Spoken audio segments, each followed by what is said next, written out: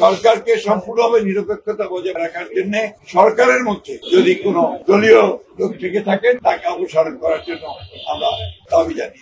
অন্তর্বর্তীকালীন সরকারকে এখন কেয়ারটেকার গভর্নমেন্টের আদরে নিতে হবে, অর্থাৎ কেয়ারটেকার গভর্নমেন্টের বলতে আমরা যা বুঝাই তত্ত্বাবধায়ক সরকার সেই ভূমিকায় তাদেরকে যেতে হবে। সেই জন্য প্রথমেই যে বিষয়টি প্রয়োজন হবে তা হচ্ছে প্রশাসনকে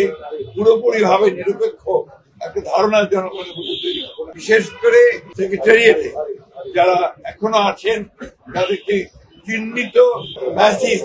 দোষর বলা হয় তাদেরকে সরিয়ে সেখানে নিরপেক্ষ কর্মকর্তা দেওয়ার জন্য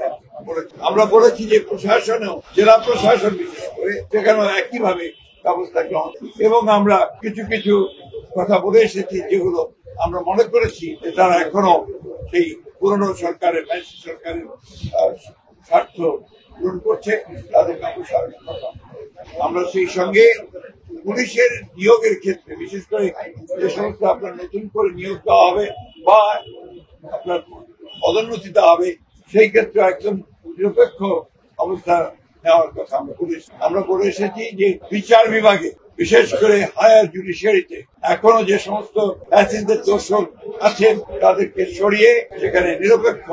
বিচারকদের দেওয়ার ব্যবস্থা। যদিও এটা জুডিশিয়ারি ব্যাপার, তারপর প্রধান উপদেষ্টা যেহেতু